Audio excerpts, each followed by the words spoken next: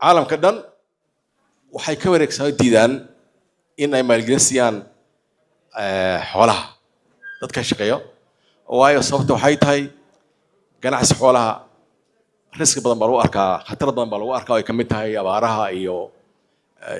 xanuunaha iyo wax la mid ah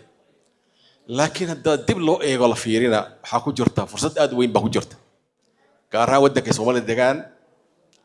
iyo waddan badan oo East Africa ka mid ah xoolaha aad bay tahay u leeyihiin hadda la iska iloobo wax badan baa halaabi doona maadaama ay la dhawartihiin lama deyni kara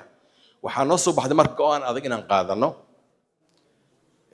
dadka la kaashano oon soo dayno barnaamijka loo yaqaano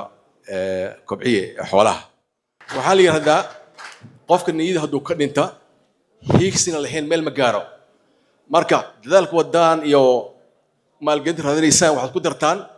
hiigsa sare oo heer sare lagu gaara wana lahataan taan ku darsada hiigsaas yeeshta haweenka iyo ragga dhammaantiin ba youthka dhalinyarada dhammaantiin saa ku talagala xoolaha marka xoolaha nool kaliya ma waxyaalo badan baa ku xiran baa jira sida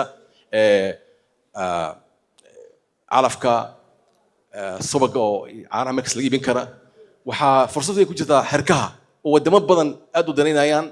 oo warshado weyn laga samayn kara yaa ka mid ah waxaa ka mid ah digaagta oo waddanka aad loogu baahan hilibkeeda hadda waxaa la keenaa wadamo kale fog baa la keenaa ayagoo maarata waddan waqti badan joogeen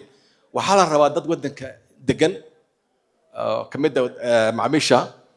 inay isku dhiiriyaan inay samaystaan ama warshado oo maaragtay xirkaha lagu sameeyo soo saara ama warshado beero kale oo soo saara digaagta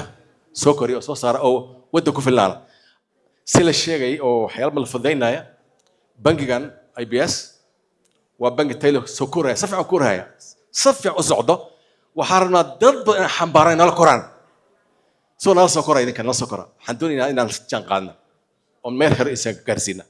baanaga waxa u danne macaamiishada kala ogaadaan ninka soo galaba yaa u sameeyaan jid